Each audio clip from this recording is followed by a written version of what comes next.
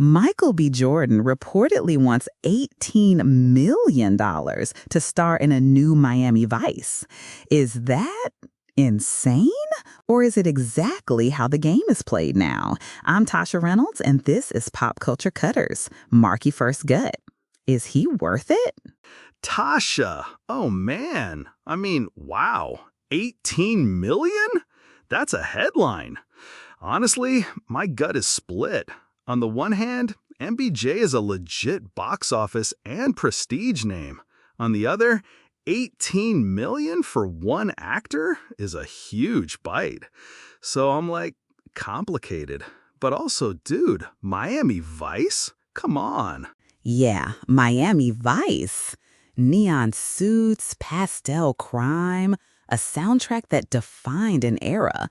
We'll get into whether we even need a reboot, but quick roadmap, salary breakdown, star power versus project value, reboot fatigue, and then my favorite, fan casting. Stay tuned. Fan casting. Yes. But first, history lesson. Real quick. Miami Vice was the archetypal 80s show. Crockett and Tubbs, the style over everything vibe, music forward, cinematic TV for its time. Then there was Michael Mann's 2006 movie, which, tried. So why bring it back now? And why MBJ? Good question. Look, nostalgia is always in the ad fund of Hollywood. But Miami Vice is also an aesthetic property, visuals, music, crime glamour that maps onto today's streaming era tastes, slick production design, serialized crime drama. And Michael B. Jordan? He carries a mix of action cred without remorse, prestige, Fruitvale, Creed, and MCU proximity. Black Panther indirectly boosted his profile. He projects cool, and Miami Vice requires cool. Right? He has the physicality, the charisma, the social media reach, and whatever the streaming algorithms love, name recognition and eyeballs. But we have to be realistic. 18 mil is not just an actor's fee. It affects the whole project. That money either comes out of above the line, meaning less for production, or the studio ups the budget. So, is it justified? Let's break it down. In today's landscape, celebrity salaries vary wildly. Some franchise players command $20 million or more when you factor back-end and producer points. Mid-tier A-listers might get several million. For a one-off film or limited series, 18 million is high, but not unheard of for a lead who's also a selling point. Also important, this could be an ask to anchor negotiations. It's rarely a sealed contract number on day one. Exactly. In negotiation language, that's an opening gambit. Studios bait with a big number to see what the market says. If MBJ is also producing or has creative input, that raises his leverage. He's not just an actor, he's a brand partner. If he's taking points on back end, the studio might accept a lower upfront guarantee. But he's not Tom Cruise. He doesn't carry a sequel machine by himself. Yet. Marky, that's where I want to push back. He kind of does carry projects. Look at Creed. It revitalized Rocky, pulled younger audiences, made money. Black Panther Association, whether he was in it or not, put him on a global map because of the cultural conversation. He's bankable with a certain demographic that studios are chasing. Younger, diverse, streaming-savvy viewers. That has a premium. Totally. But bankable is context-dependent. Will audiences tune in for Miami Vice as a franchise or for MBJ? If it's for MBJ, then a Netflix or Amazon-type streamer might say yes, because subscriber retention and new signups justify premium talent. But for a theatrical release, studios will crunch numbers hard. Does a neon reboot with one big star justify $100 to $150 million production spend plus marketing across global markets? That's the rub.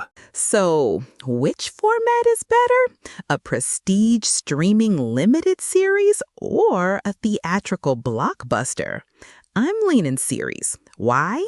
You get time to rebuild the world. Modern crime networks, tech and crypto money laundering, cartel networks, maybe even international espionage vibes. You can earn tonal credibility, slow burn tension, stylish episodes, playlists curated like a character. Plus, streaming budgets can swallow big talent pay if they believe in subscriber ROI. Streaming series makes sense. Also, shows now let actors be producers and brand stewards. More control, more back end. MBJ could negotiate profit participation, brand partnerships, soundtrack rights. There's creative ways to offset a big headline number.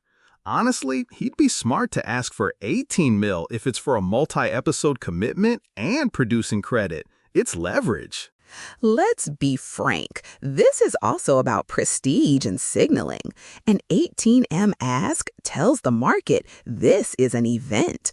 It forces studios to decide whether Miami Vice is a tentpole or a cash cow. But there's a downside. Star salary can skew the project towards safe choices. The studio wants to protect that investment with proven directors, familiar beats, even franchise-friendly endings. That kills creative risk. Yes, when the lead eats half the budget, all the supporting players, stunts, and world building get squeezed. Then you end up with a glossy star vehicle, but not the gritty, atmospheric show Miami Vice could be. And fans sniff that out. Reboot fatigue is real. If it's just flash with no heart, people will say, why bother? Speaking of fans, do they even want Miami Vice back? I think there's appetite for reimagined 80s IP when it's actually reimagined.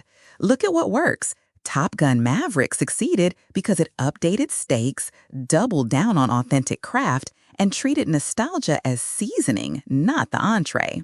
So, what would make a new Miami Vice feel earned?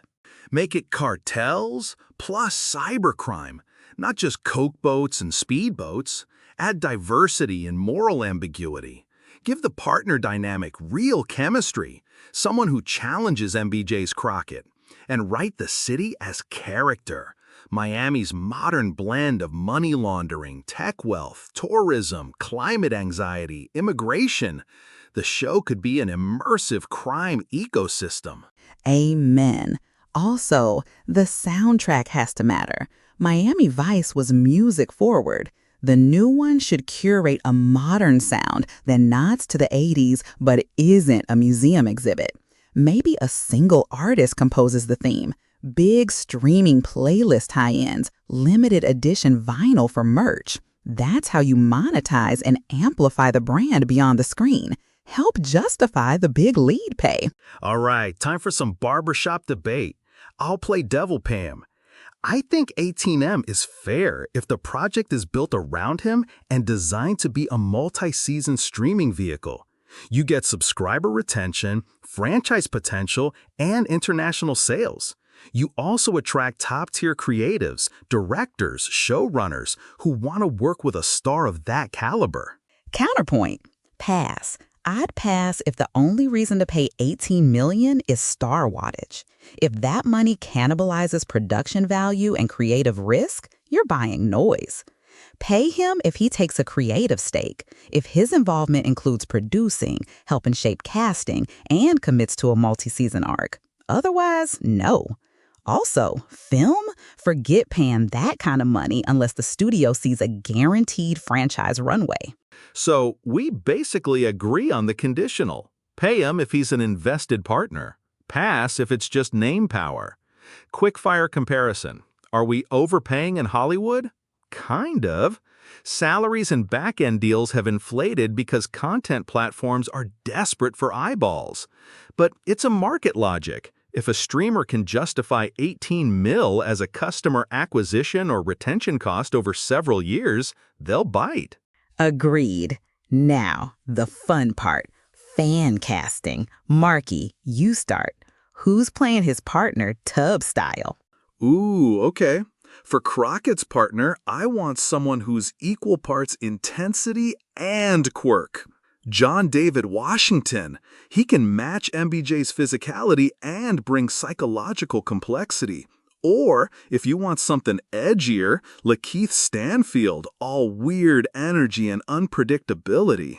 Ooh, okay. For Crockett's partner, I'm tempted to go unexpected. For partner, let's say Rosa Salazar. Hear me out. A gender-flip partnership adds freshness and allows new dynamics. Plus, she's got action chops and charisma, and it modernizes the show without scrapping the core buddy cop chemistry. Nice. For the villain, I want someone who can be charming and monstrous. Pedro Pascal? Or throw me an up-and-comer like Tenoch Huerta. Gives international flavor and real menace. Or get creative. Bring in someone like Jodie Comer as a crime mastermind who runs a fintech laundering ring. Disarming, brilliant, stylish. Handler role, who's the internal affairs/command figure. Maybe Regina King. She brings gravitas and can anchor the show's institutional tension. Casting aside, imagine production design. Neon noir meets Miami's climate crisis visuals. Boats, but also solar farms and condos built on sand. That contrast visually tells a new story. Okay, closing time. Rapid fire verdicts. Tasha, green light and pay 18 mil, yes or no? 18 mil? Yes or no? If Michael B. Jordan is a producing partner and the project's a multi-season streaming show with a modernized take, okay, green light. But don't let his salary eat the soul of the show. So, conditional yes. I'm with you. Conditional yes for me too. If it's a single theatrical film, probably pass.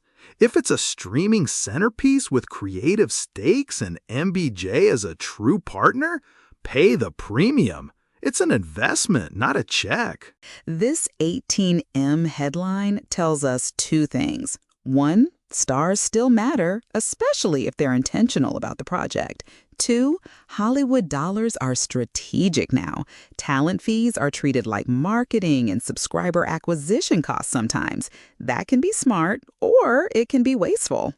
And for listeners, what do you think? Would you tune in for Michael B. Jordan's Miami Vice? Is 18 mil too much, or exactly the price of making something an event? Hit us on socials, drop your Dreamcast, and tell us whether you're team pay or pass. Thanks for slicing through this one with us. I'm Tasha Reynolds. And I'm Marky Delgado. We'll be back next week with another headline and another haircut. Until then, keep your playlist fresh and your takes hotter. Bye.